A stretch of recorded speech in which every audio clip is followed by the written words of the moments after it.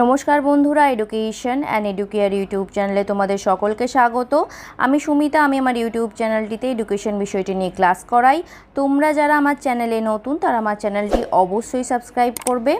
আজকের ভিডিওটিতে আমরা ক্যালকাটা ইউনিভার্সিটির এডুকেশন অনার্সের 4th সেমিস্টারের CC9 কারিকুলাম স্টাডিজ অর্থাৎ পাঠ্যক্রম চর্চা এই কোর্স থেকে কিছু গুরুত্বপূর্ণ প্রশ্ন জেনে নেব, যেগুলো তোমাদের ফাইনাল এক্সামের জন্য 4th সেমিস্টারে তোমাদের যে ফাইনাল এক্সাম হবে সেই এক্সামের জন্য খুবই গুরুত্বপূর্ণ এই প্রশ্নগুলো থেকে বা এই সাজেশন থেকে তোমরা 80% কোয়েশ্চেন কিন্তু কমন পেয়ে যাবে। CC8 টেকনোলজি ইন এডুকেশন বা শিক্ষায় প্রযুক্তিবিজ্ঞান এই কোর্সেরও গুরুত্বপূর্ণ প্রশ্ন আমি দিয়ে দিয়েছি অলরেডি।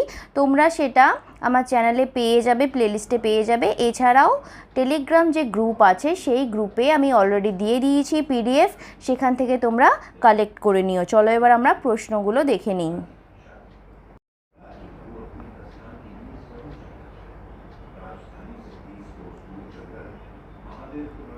কারিকুলাম স্টাডিজ বা পাঠ্যক্রম চর্চা এই কোর্সের কিছু গুরুত্বপূর্ণ প্রশ্ন যেগুলো 10 মার্কসের জন্য তোমরা রেডি করবে, সেগুলো হচ্ছে: পাঠ্যক্রমের পরিধি বর্ণনা করো, পাঠ্যক্রমের দার্শনিক ভিত্তি সম্পর্কে সংক্ষেপে আলোচনা করো, সিস্টেম দৃষ্টিভঙ্গি কী, এর উপাদানগুলি সম্পর্কে সংক্ষিপ্ত বর্ণনা দাও।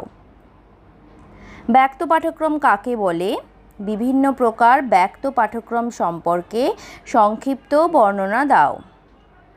ব্রুনারের নির্দেশনার তত্ত্বটি সংক্ষেপে বর্ণনা করো। আধুনিক পাঠ্যক্রমে এই তত্ত্বটির তাৎপর্য কী? নিবিড় শিক্ষণের উদ্দেশ্যের ধারণা দাও। নিবিড় শিক্ষণের উদ্দেশ্যের গুরুত্ব আলোচনা করো।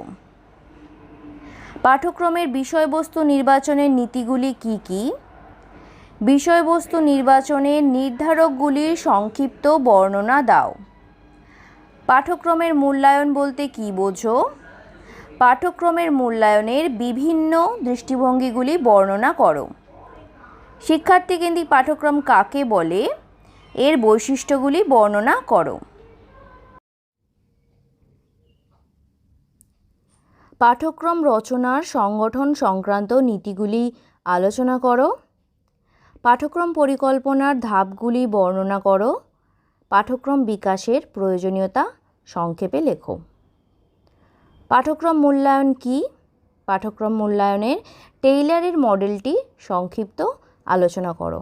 এইগুলি ছিল 10 মার্কসের জন্য গুরুত্বপূর্ণ প্রশ্ন, যেগুলো তোমরা সাজেশন হিসাবে ফাইনাল এক্সামের জন্য রেডি করবে। এবার আমরা 5 নাম্বারের বা 5 মার্কসের কোয়েশ্চেনগুলো দেখি। 5 মার্কসের যে সমস্ত প্রশ্নগুলো গুরুত্বপূর্ণ সেগুলো হলো: পাঠ্যক্রম বলতে কী বোঝো, পাঠ্যক্রমের প্রকৃতি সম্পর্কে লেখো। পাঠ্যক্রমের আচরণগত দৃষ্টিভঙ্গি সংক্ষেপে বর্ণনা করো।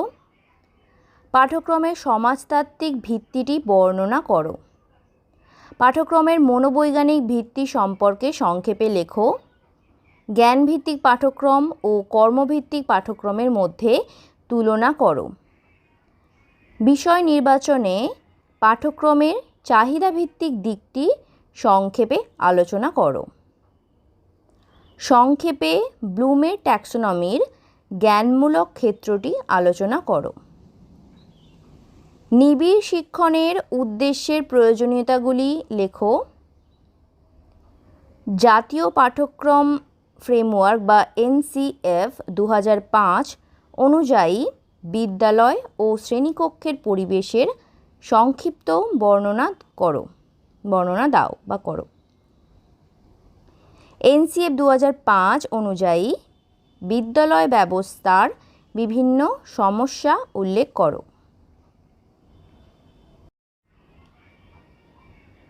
পাঠ্যক্রম বিকাশের প্রয়োজনীয়তা লেখো।